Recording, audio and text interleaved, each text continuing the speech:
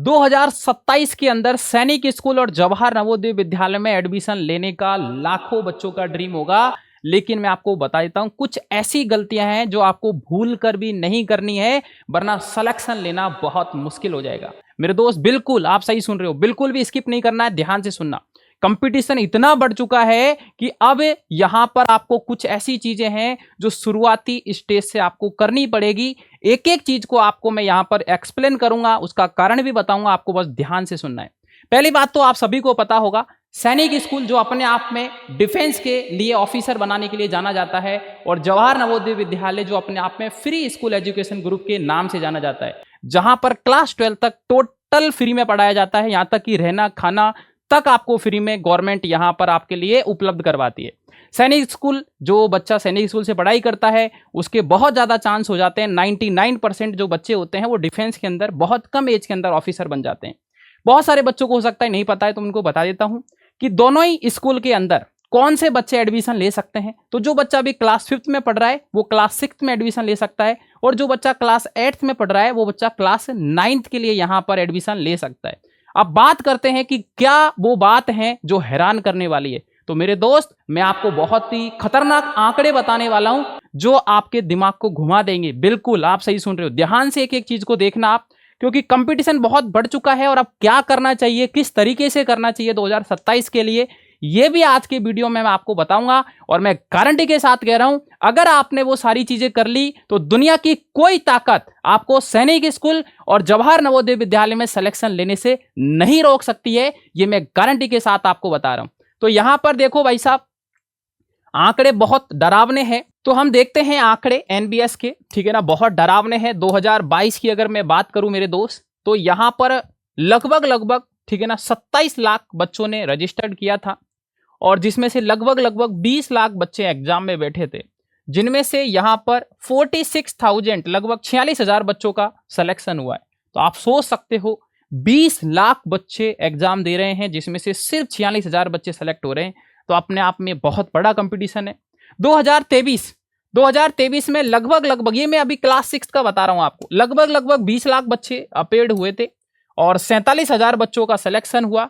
2024 में भी लगभग 20 लाख बच्चे अपेयर्ड हुए थे और 50,000 बच्चों का सिलेक्शन हुआ। 2025 में भी लगभग 20 लाख बच्चों ने एग्जाम दिया और 50,000, मतलब आप मोटा आइडिया ले सकते हो कि 20 लाख के आसपास बच्चे एग्जाम दे रहे हैं, जिसमें से 50,000 बच्चे सिलेक्ट हो पा रहे हैं।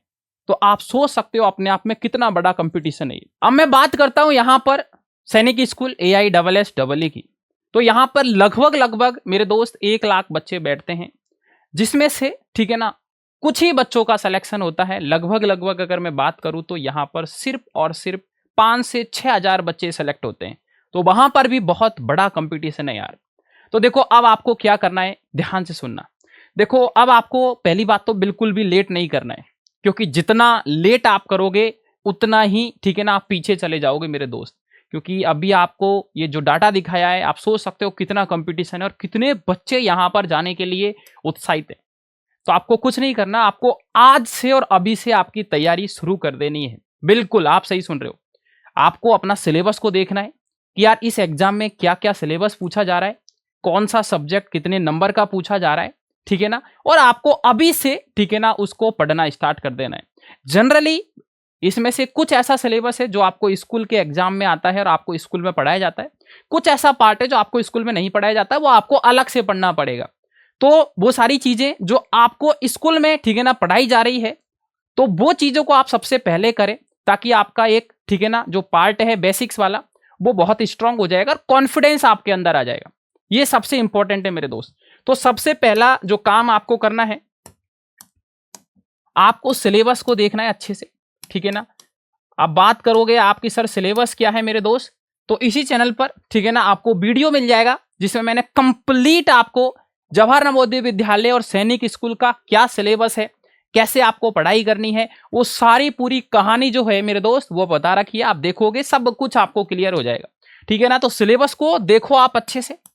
उसके बाद में ठीक है ना जो आपको स्कूल में पढ़ाया जाता है उसको आप सबसे पहले पढ़ो। ऐसा कोई सब्जेक्ट जो आपको स्कूल में नहीं पढ़ाया जाता है, तो आप कोई भी कोचिंग का ठीक है ना सहायता ले सकते हैं। मैं आपको बता देता हूं मेरे दोस्त, इसी चैनल पर हमारी पूरी टीम पूरे सिलेबस को पढ़ाने वाली है। तो फटाफट अगर आप नए हैं तो चैनल को सब्सक्राइब कर ले, ताकि आने वाले समय में बहुत कुछ आपको यहां पर सीखने को मिलेगा। तो आप कोई भी कोचिंग या कोई भी बुक के माध्यम से जो सिलेबस आपको लगता है आपको स्कूल में नहीं पढ़ाया जाएगा, वो आप जरूर करें। और सबसे इंपॉर्टेंट जो चीज है मेरे दोस्त, वो है प्रैक्टिस। बिना प्रैक्टिस यहां सिलेक्शन नहीं हो सकता है, क्योंकि यहां ऑब्जेक्टिव क्वेश्चन पूछे जाते हैं यार।